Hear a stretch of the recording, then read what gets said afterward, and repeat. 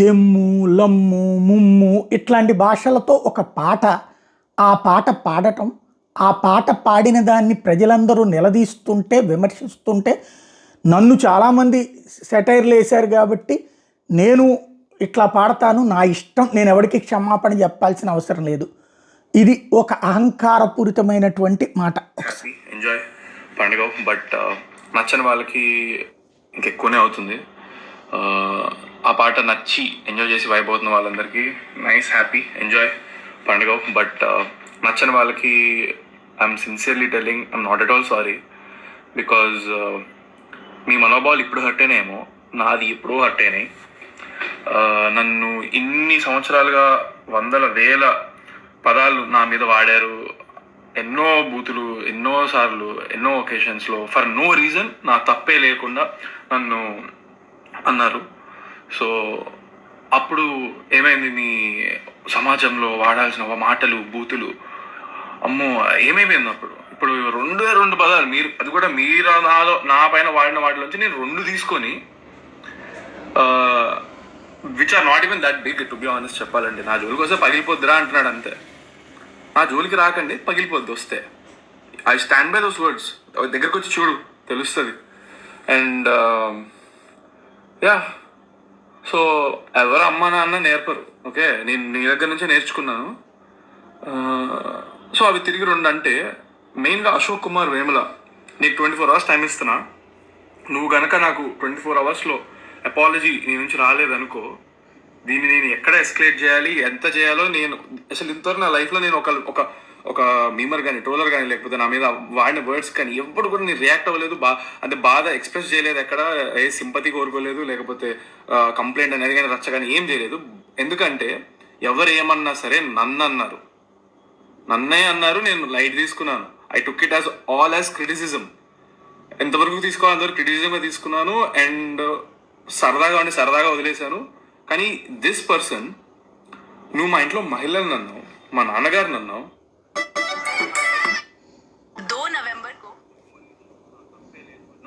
నన్ను అన్నారు.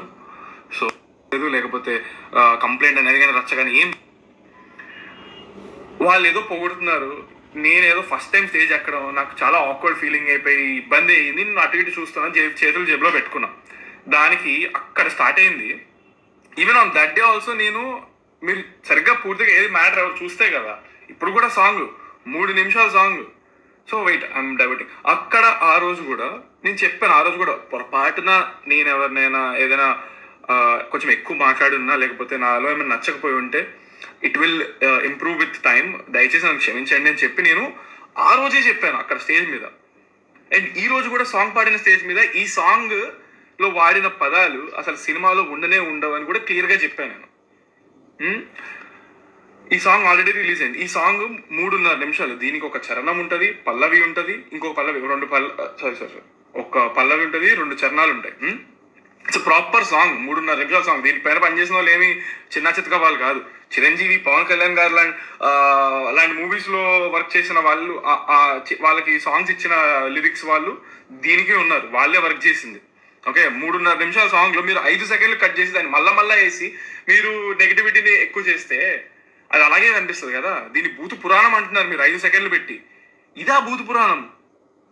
నా జోలికి వస్తే పగిలిపోద్దమ్మా భూత పురాణమా? అసలు మీరు ఎక్కడ ఏం వినలేదా? అయ్యో బాబోయ్ అంటారా? ఎన్ని సినిమాల్లో మనం వాడరు, బీప్ అయ్యారు, ఏ రేటెడ్ సర్టిఫికేట్ ఇస్తే సినిమా థియేటర్ వెళ్ళి చూస్తారు అందరూ. యూట్యూబ్ లో రిస్ట్రిక్షన్సే ఉండవు. అసలు రిస్ట్రిక్షన్స్ లేకపోయినా కూడా మేము ఈ సాంగ్ ఒరిజినల్ వర్షన్ లో మేము పెట్టలేదు. అది వి ఫెల్ట్ లైక్ అంత అవసరం లేదేమో అనిపించింది. నేను ఇప్పుడు నా సినిమా రిలీజ్ ఉంది, కొంచెం బుర్ర ఉండాల్సింది ఏంటంటే, ఆ గుంజి అని గుంజుకుంటున్నటువంటిది దరిద్రం వల్ల ఏంటంటే, మనిషి తప్పు చేశాడు, దాంట్లో సమర్థించుకోవడానికి, అంటే డబ్బులతో వచ్చినటువంటి పొగరు అనను కూడా నేను, ఇది అజ్ఞానం అనమాట. అంటే గోల్డెన్ స్పూన్ బేబీస్, ఇంట్లో వాళ్ళు సెలబ్రిటీ జీవితాలతో బ్రతికితే ఆ స్థాయిలో ఎంజాయ్ చేసి చిన్నపాటి దీన్ని కూడా తట్టుకోలేనటువంటి వాళ్ళు, సినిమా అద్భుతమైనటువంటి కోట్ల రూపాయలు ఖర్చు పెట్టినా సరే తీసి అవతల పడుతుంది. ఇప్పుడు అతని పేరేంటి, బెల్లంకొండ శ్రీనివాస్, కొన్ని 100 కోట్ల ఆస్తుంది, ఎన్నో సినిమాలు తీశాడు. అతన్ని చిరంజీవితో సమానంగా చూడరే, పవన్ కళ్యాణ్తో సమానంగా చూడరే. అతని స్థాయిలో అతన్ని చూస్తారు. అభిమానించే వాళ్ళు ఉన్నారు, ద్వేషించే వాళ్ళు ఉన్నారు. సెలబ్రిటీ అన్నటువంటి జీవితంలో రెండిటికి సిద్ధపడాలి. నువ్వు క్రిటిసిజానికి సిద్ధపడాలి, పొగడ్తకి సిద్ధపడాలి. పొగడ్తలు చేసేవాళ్ళు ఎక్కువ ఉండి తిట్టేవాళ్ళు తక్కువ ఉంటే నువ్వు సక్సెస్ అయినట్టు. తిట్టేవాళ్ళు ఎక్కువ ఉండి పొగిడేవాళ్ళు తక్కువ ఉంటే నువ్వు ఫెయిల్ అయినట్టు. ఇది అందులో ఉన్నటువంటి సమాజం మార్కులు వేస్తుంది. ఆ మార్కులేసే సమాజానికి సంస్కారయుతంగా సమాధానం చెప్పు, బాధ్యతగా వివరం చెప్పు. అది మానేసేసి దానికి సంబంధించి దారుణంగా అవమానించడం, ఎదురుగా నేను ఇంతే ఉంటాను, నేను ఎట్లాగే ఉంటాను, నువ్వు నీ ఇష్టం వచ్చినట్టు చేసుకో అనేటటువంటి ధోరణి కరెక్టేనా అనేది ఆలోచించుకోవాలి.